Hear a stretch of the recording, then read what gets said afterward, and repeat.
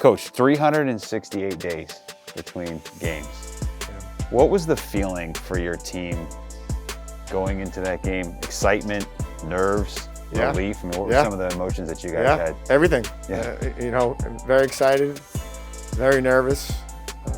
Guys are, you kind of forget, what it feels like to be involved in a game, and you're playing a team that had played 3 games already, so they have their game feet under them, and I was worried about if we would, right? How would we react to it? How emotional would we be? The guys being overexcited and kind of letting that dictate how they played the game. Could we handle that emotion and channel it in the right way? They handled themselves pretty well, especially going down early in the game and, being able to bounce back and play even-keeled pretty much throughout the game. Going into halftime there, Fairfield had some of the momentum. Yeah. What did you tell your crew coming into that second half?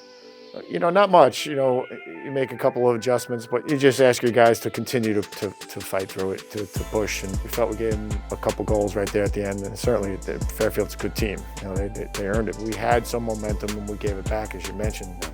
So you just ask them, go back out there. You got 30 minutes to give everything you have, right? And you got to take it. As cliche as it sounds, it's the first play and then it's the next play. And then it's the next one. And don't think about what's going to happen at the end of the game. Think about what's happening now in the present. When you kind of take a step back and look at the assets you have on this team and some of the strengths, what areas are those strengths for the 2021 lacrosse squad? Yeah, I would say experience, because most of the people that are out there have played for us before. We're pretty lucky with that. The fifth-year guys, Trainer and Subak and Charlie O'Brien and Billy Philpott and Devin Spencer, Cam Carpenter, those guys, have a ton of experience. They've been with us a long time, so they actually have acted as coaches out there on the field, and we're fortunate that they can hold their own meetings as well, right? Not without us. But again, I think that experience on the attack end as well with Chris and Gabe, Devin, those guys Chris is a 4-year guy now, right? He should be a senior, right?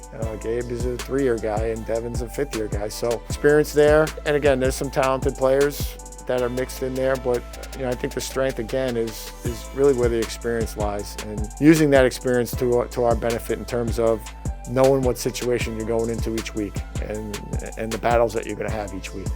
Comparatively speaking, in goal, maybe not as much experience. Matt Note, who had taken over last year, got games under his belt as a freshman. What have you seen from him in terms of his development, maybe using the time off to improve his situation, his game? Yeah, Matt's a good kid, so he's a hard worker. He wants to do really well. He just feels more comfortable in there with the defense, with the group. Typically when you have a young goalie, you don't ask him to be the end-all leader on that end of the field. Okay, let the defense, let these guys, let Subak, let Eisenstadt, let Tui, let those guys lead. You make saves. And I think he's starting to kind of transition into being a leader.